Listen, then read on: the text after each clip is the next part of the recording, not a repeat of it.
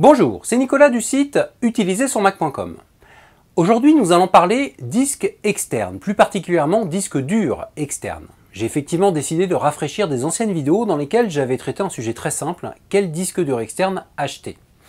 Mon but est évidemment de faire le plus simple et le plus court possible, mais bon, j'ai quand même pas mal de points à aborder, donc ne vous attendez pas à ce que je vous dise juste il faut acheter ce modèle dans ce magasin. D'ailleurs, pour plus de lisibilité, cette vidéo sera en deux parties. Dans la première partie que vous êtes en train de regarder, nous allons voir ensemble les différents critères à prendre en compte lorsque l'on souhaite acheter un disque dur externe.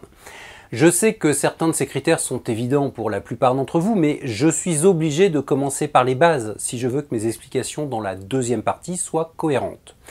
Et justement, dans la prochaine vidéo, je vais vous dire plus précisément quel modèle acheter, quel modèle au pluriel, et surtout pourquoi les acheter. À la fin de la prochaine vidéo, j'aborderai également le cas des SSD. Avant de commencer, je vais réaliser mon classique moment autopromo. Je prends donc quelques secondes pour informer ceux d'entre vous qui désirent un maximum de renseignements sur leurs produits Apple. J'offre aux abonnés de ma newsletter des conseils exclusifs qui ne sont disponibles ni sur le site utilisersonmac.com ni sur la chaîne YouTube correspondante. Pour s'abonner, c'est gratuit et c'est en cliquant ici que ça se passe. Bon, maintenant que vous êtes tous abonnés à ma newsletter, sans exception, je vais pouvoir revenir au sujet de cette vidéo. Quels sont les critères à prendre en compte lorsque l'on souhaite acheter un disque dur externe pour son Mac? Pour répondre à cette question, il faudrait déjà savoir ce que vous allez faire de ce disque dur externe. Vous avez principalement trois utilisations possibles. La sauvegarde, la volonté d'étendre la capacité de votre Mac et le stockage et archivage. Alors je place ces deux dernières ensemble, le stockage et l'archivage, même si je vous l'accorde, ce n'est pas forcément la même chose. Mais bon, je vais tout de suite rentrer un petit peu plus dans les détails. La sauvegarde, c'est le fait d'avoir une donnée à au moins deux endroits différents. Par exemple, dans votre Mac et sur un disque externe. Étendre la capacité de votre Mac, bon, je pense qu'il n'est pas nécessaire de rentrer dans les détails, vous avez tous compris ce que je voulais dire. Cela peut se faire en externe, mais également en interne si votre Mac le permet, bien entendu. Parlons maintenant du stockage et de l'archivage. Dans ces deux cas, cela veut dire qu'une donnée est à un endroit précis. Alors attention, une donnée stockée ou archivée peut également être sauvegardée. D'ailleurs, je vous le conseille. Si elle est sauvegardée, elle sera, comme j'ai dit tout à l'heure, à au moins deux endroits différents. Le premier endroit, c'est le lieu où elle est stockée ou archivée, alors que le second, c'est la sauvegarde. Pour ceux qui ne voient pas trop la différence entre stockage et archivage, très rapidement, un document archivé est considéré comme fini. On peut parfaitement en avoir besoin afin de le visionner, mais il n'y a plus besoin de le modifier. À l'opposé, un document qui est juste stocké sera peut-être complété par vos soins à un moment donné. Bref, ce dernier n'est pas figé. Donc l'archivage, vous avez fini de travailler le document, alors que le stockage, il sera peut-être encore modifié. Mais donc, je reprends. Trois possibilités pour utiliser un disque externe. La sauvegarde, l'extension de la capacité du Mac et le stockage archivage.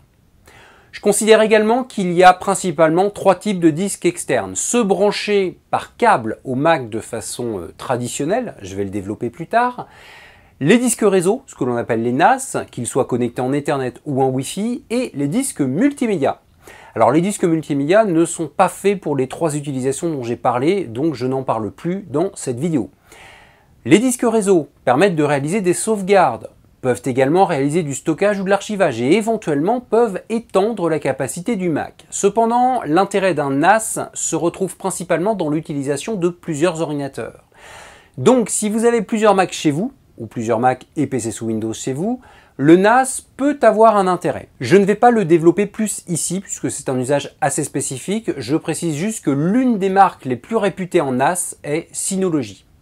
Alors, si par contre vous souhaitez que je réalise une vidéo dédiée au NAS et plus précisément au Synology, dites-le moi dans les commentaires. Si vous êtes nombreux à en demander une, je la réaliserai. Mais donc, vous l'aurez compris, cette vidéo est là pour parler des disques externes que je qualifierais de standards, de traditionnels. En gros, ceux qui se branchent au Mac. Mais comment vont-ils se brancher au Mac? Eh bien, vous l'aurez compris, il est temps maintenant de parler rapidement des normes de connexion de votre futur disque externe. Alors, je vais parler des normes de connexion actuelles. Donc, pour les vieux de la vieille sur Mac, je ne parlerai pas du FireWire. Mais bon, sur Mac, En ce moment, ma vidéo date de 2020, il y a de l'USB, en l'occurrence de l'USB 3. L'USB 3 est présent chez Apple depuis 2012. Alors, sauf pour le Mac Pro, hein. Pour ce dernier, il a fallu attendre le modèle cylindre de décembre 2013, mais si on ne parle pas du Mac Pro, qui est un Mac très spécifique, et si votre Mac date au moins de 2012, il est équipé d'USB 3. Alors, je sais qu'il y a du 3 points, du génération 1, du génération 2, bon, peu importe, hein. Il n'y a pas besoin de rentrer dans les détails pour cette vidéo. Je sais aussi que beaucoup d'entre vous ne comprennent pas pourquoi le connecteur USB des Mac récents n'est pas le même que ceux des Mac d'il y a quelques années. J'aborderai ce point dans la prochaine partie de cette vidéo. Mais donc, depuis 2012, il y a de l'USB 3, mais votre Mac n'est pas équipé que de cela. Vous avez également du Thunderbolt. Actuellement, nous sommes sur la version 3. Mais que ce soit du Thunderbolt 1, 2 ou 3, cette norme est plus axée pour les professionnels. Donc à moins de souhaiter étendre la capacité de votre Mac via un disque externe, et cela pour des besoins professionnels nécessitant beaucoup de rapidité, par exemple du montage vidéo, un simple disque externe en USB sera largement suffisant. Maintenant que nous avons parlé des normes, parlons du format de votre disque. Lorsque j'évoque le terme format, je parle de la taille visuelle du disque. En gros, un disque dur est au format 3 pouces et demi ou 2 pouces et demi. Alors le 3 pouces et demi prend plus de place que le 2 pouces et demi, je pense que vous vous en doutez. Mais ce n'est pas la seule différence. Les disques 3 pouces et demi, lorsqu'ils sont dans des boîtiers externes, ont besoin d'une prise secteur pour fonctionner, alors que les 2 pouces et demi, eux, tirent la plupart du temps leur énergie de l'ordinateur, via la liaison câblée qu'ils ont avec lui. Donc, dans la quasi-totalité des cas, pas besoin d'avoir une prise de courant à disposition. Les disques 2 pouces et demi sont donc beaucoup plus faciles à transporter que les 3 pouces et demi. Ils sont plus petits et en plus vous pouvez les utiliser n'importe où. Alors il y a une autre différence entre ces deux tailles et sans vouloir faire un mauvais jeu de mots, cette différence est de taille. Un disque dur au format 3 pouces et demi coûtera beaucoup moins cher, à capacité égale, qu'un disque dur au format 2 pouces et demi. Ou si vous préférez, pour le même prix, vous aurez un disque de plus grande capacité en allant sur du 3 pouces et demi. Bon. En gros, si je dois résumer, les disques 3 pouces et demi sont faits, à mes yeux, pour rester à la maison. Vous n'êtes pas censé les bouger sans arrêt. A l'inverse, les disques 2 pouces et demi sont idéaux pour bouger régulièrement. Par exemple, pour échanger des données assez volumineuses en allant chez un proche. Donc je parle plus là d'un outil de transfert que d'un outil de sauvegarde ou d'archivage. Autre intérêt des disques 2 pouces et demi, augmenter la capacité de stockage d'un ordinateur portable et stocker dessus des données auxquelles on souhaite accéder assez souvent à partir de notre Mac portable. Par exemple, si je suis dans le train, aucun problème à sortir un disque 2 pouces et demi et le brancher à mon Mac. Mais j'insiste encore une fois, pas de sauvegarde dessus.